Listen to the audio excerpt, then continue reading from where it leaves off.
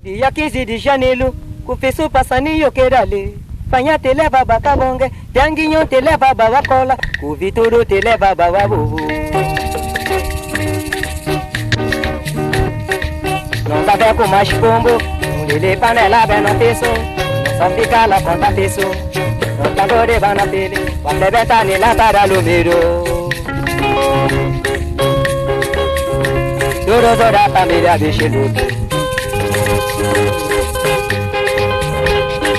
Dia 15 de janeiro, o pessoal passando eu querale. Fanha te leva bacabonga, Tianguinho te leva babacola, o Vituro te leva bababu. Não sabe com mais pombo, o lele panela bem na pessoa, só pra ficar lá com a pessoa. Não pra goreba na tele. A plebeta nela tá no medo, duro da família bicho luto. Dia 15 de janeiro, o pessoal passando eu querale. Fanha te leva bacabonga, Tianguinho te leva babacola, o Vituro te leva bababu. Não sabe com mais pombo, o dele panela bem no PC, não só fica lá com a pessoa, não pra goreba na tele. A plebeta nela tá no medo, duro da família bicho luto.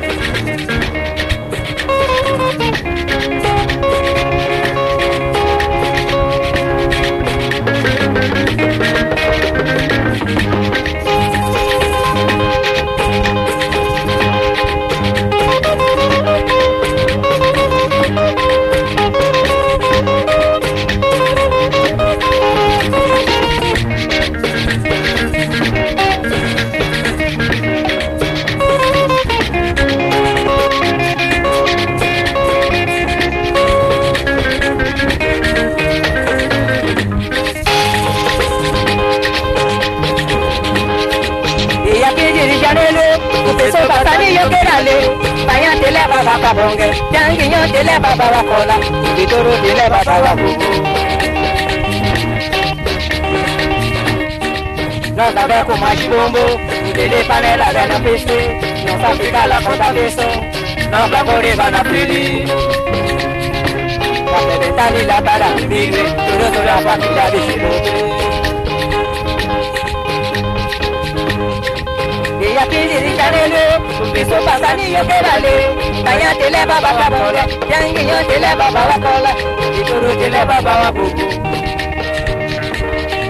Não sabe com mais pombo, o dele panela bem na pessoa, não sabe ficar lá com a pessoa, não pra goreba na tele. A plebeta nela tá no miro, duro da família bicho luto.